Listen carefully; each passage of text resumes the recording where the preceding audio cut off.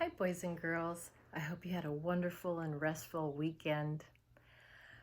We've been spending an awful lot of time learning about nonfiction books and text features.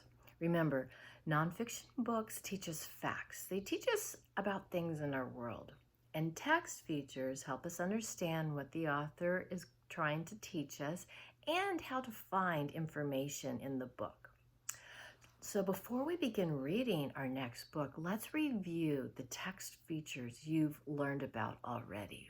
And you guys have learned about an awful lot of text features. So remember the title. The title is a text feature that lets the reader know what they're going to read about if they choose a particular book. So if we chose this book, the title is Where is Water? That tells us that we're going to be learning something about water. But what about water? Well, that's where that other text feature, the table of contents, which you'll find in the beginning, comes in to help. The table of contents tells you what you're going to read about in more detail, what you're going to learn about, and on what pages you can find that information. So for instance, if we went to page 4, we would learn more about fresh and salt water. That brings us to another text feature you guys learned about, headings. The headings are kind of like a title of this section. In this section, this is what we're going to read about, we're going to learn about. Here's another text feature, bold print or highlighted words. Remember, this is a text feature that authors sometimes use, not all the time, but sometimes use to bring attention to words they think are important and that you should know more about or understand. And you can find these words in a glossary. Remember, the glossary is in the back, and that's where you'll find more information about these words. And you guys also learned about pictures and labels. Remember, these are other text features that authors use to help you understand what they're trying to teach you. So in this section, the author is trying to teach you about the dolphin's blowhole. So here's a picture of its blowhole, and he has a label pointing to it. So if you've never seen one or heard one before, you're like, what is that? Now you know. This is what it looks like. This is where it is. And another text feature that you guys learned about is the index. That is in the back of the book, just like the glossary, that tells you on what page you can find more specific information. For instance, if you wanted to just find in this book, where does it talk about blowholes? All I want to know is about blowholes. Well, you go to the index and you find, oh, I need to go to page 7 to find that information. Okay.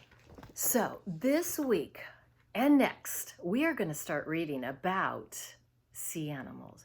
Not only are we going to read about sea animals, we are also going to be writing about sea animals. So the book we're going to start reading today is Dolphins. And the author is Carol Linding. What a cute dolphin. I don't know about you guys, but I love dolphins. Oh, there's the table of contents. Oh, look at that beautiful picture. The dolphin. Oh, here's the heading. It says dolphins. What are dolphins? Do you know what dolphins are? Dolphins are mammals. Do you know what that means? I'm not sure if I know what that means. Let's keep reading and find out if the author is going to tell us. Dolphins breathe air. They have blowholes on top of their heads. Oh, there's the blowhole. Now in this book, the author isn't using any labels or any bolded words, but he is using pictures. Let's go to the back of the book and let's see, because He hasn't told us exactly what a mammal is yet. I'm wondering if we go to the glossary, it'll provide us with some more information about what a mammal is. Oh, here's the glossary in the back. Mammal. Oh, there it is. It says mammal, a warm-blooded animal with a backbone that breathes air with lungs. Mammals have some hair or fur. Female mammals feed milk to their young. Oh, so now we know what a mammal is. Do you think we're mammals?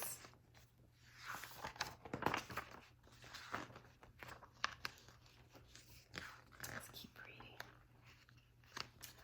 Small dolphins are about as long as a bicycle.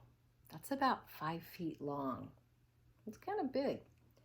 Big dolphins are about as long as a school bus. Wow, that's really big.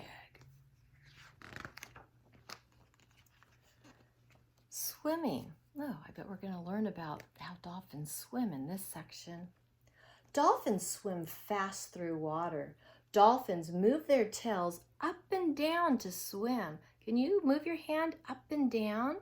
So fish, their tails go back and forth, side to side, but dolphins' tails go up and down like that. Did you guys know that?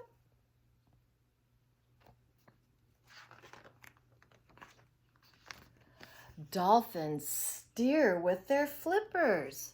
There's a picture, the author's putting it here so we could see their little flippers. So do you know what steer means? Like steer a car. It helps you if you want to turn left or turn right. They use their flippers to help them do that. Dolphins jump out of the water. Look at them jump out of the water. Have you ever seen dolphins do that?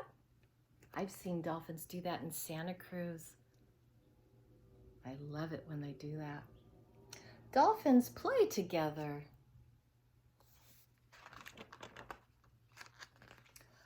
Hunting. So this section, the heading is hunting. Dolphins dive to hunt for food. We could see the dolphin and all the fish.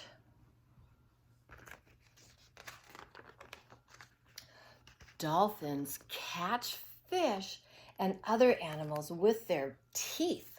Dolphins swallow their food whole. Now look at that picture. Catching it with his teeth, but I guess they don't chew their food like we do. They just swallow it whole.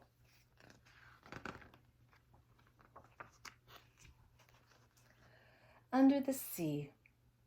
Dolphins swim together under the sea. The end. Oh, let's read it what they have to say about some of the words we read about. So steer, to move in a certain direction. Hunt, to find and kill animals for foods. Well, let's read about the flipper. It's a flat limb with bones on the body of some sea animals. Dolphins have 2 flippers. Flippers help dolphins swim. So we learned an awful lot about dolphins. Well, to save time, I already wrote down some information that we learned about. So let's quickly review what we learned about dolphins because you guys are gonna use this information when you're writing your books. So let's look at this. Let's review what we've learned about. Can you see all of it? Let's see. I'm gonna turn on my light so it's brighter. Okay. So you guys learned that dolphins are mammals and mammals breathe air, or dolphins breathe air through their blowhole, which is on the top of their head. They breathe air. That's what mammals do. They breathe air. We also learned that they're big. They're anywhere from about 5 feet, which is maybe a little bit shorter than your mom's or about the height of your mom's. to as long as a bus. That's really big. You also learned that they swim fast. They use their tails to swim, and their tails move up and down. Rather than back and forth like a fish, dolphins' tails move up and down. And you also learned that dolphins steer. They want to go left or they want to go right with their flippers. You learned that they catch food with their teeth, that they eat fish and other animals, and they don't chew their food, they swallow it whole. And make sure you can see that too, that they like to swim and play together. Okay, so on to our writing. But actually, you know what, before we move on to the writing part, do you guys want to stand up and take a little stretch break, get some wiggles out? Let's stand up. Okay, stand up. Reach for the stars, wiggle your hands in the air, bend over, touch your toes, wiggle your toes, put your hands on your knees, wiggle your knees back and forth, touch your nose, touch your head, touch your shoulders, wiggle your shoulders, put your hands on your hips, wiggle your hips. Okay, take a deep breath in and exhale. Take another deep breath in and exhale. Okay. Are you ready to start talking about what we're going to do for our writing assignment? Okay, last week I challenged some of you to use headings in your writing and make books, and quite a few of you did. Well, this week everybody is going to be writing a nonfiction book. Today, our nonfiction book is going to be all about dolphins. So, I went and made a book. Mine's not going to be about dolphins though, because I didn't want to take your ideas away from you, but mine is going to be about animals, and you are going to see that my book has a title page. It has headings and illustrations and labels, and each page has sentences with facts about that particular heading. Now, what I want to challenge some of you to do, I would love if all of you did this too, but to include a table of contents. So let me show you my book.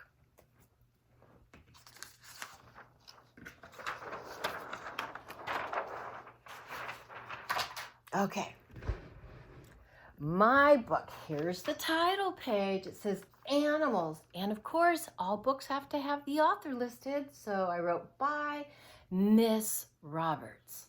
So that's the title, that's what's going to go on front.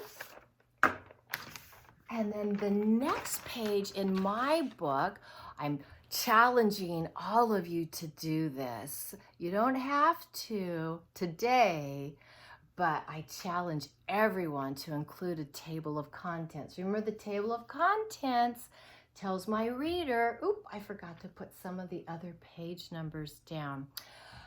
The table of contents tells you what you're going to read about in this book and on what page you can find that information.